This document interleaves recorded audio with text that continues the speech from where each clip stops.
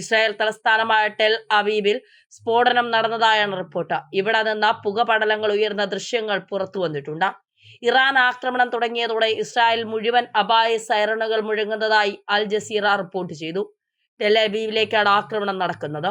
Central Israel, Jerusalem എന്നിവിടങ്ങളിലേക്ക് missile എത്തി. വൻ സ്ഫോടന ശബ്ദങ്ങൾ തുടരുന്നതായി ഇസ്രായേൽ മാധ്യമങ്ങൾ റിപ്പോർട്ട് ചെയ്തു. മിസൈൽ പ്രതിരോധ സംവിധാനം പ്രവർത്തിക്കുന്നതായും ഇസ്രായേൽ അറിയിച്ചു. മിസൈൽ പതിച്ചതിന്റെ ദൃശ്യങ്ങളും ചിത്രങ്ങളും പോസ്റ്റ് ചെയ്യരുതെന്ന് ഇസ്രായേൽ പറയുന്നു. ശത്രുക്കൾ അത് നോക്കിയിരിക്കുകയാണെന്ന് ഇസ്രായേൽ വ്യക്തമാക്കുന്നുണ്ട്. ഇസ്രായേലിലേക്ക് 100-ലധികം മിസൈലുകൾ അയച്ചതായി ഇറാൻ വ്യക്തമാക്കി.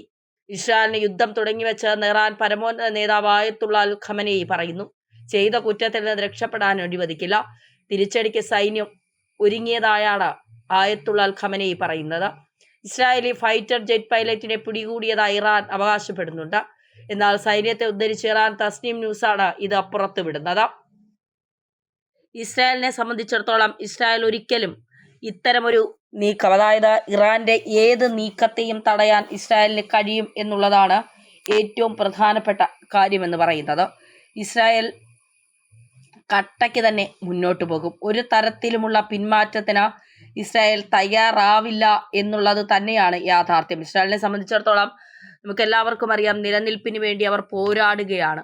ആ പോരാട്ടത്തിൽ എന്തൊക്കെ കാര്യങ്ങൾ ചെയ്യാൻ കഴിയുമോ അതെല്ലാം ഇസ്രായേൽ ചെയ്യും എന്നുള്ള കാര്യത്തിൽ ഒരു സംശയം വേണ്ട.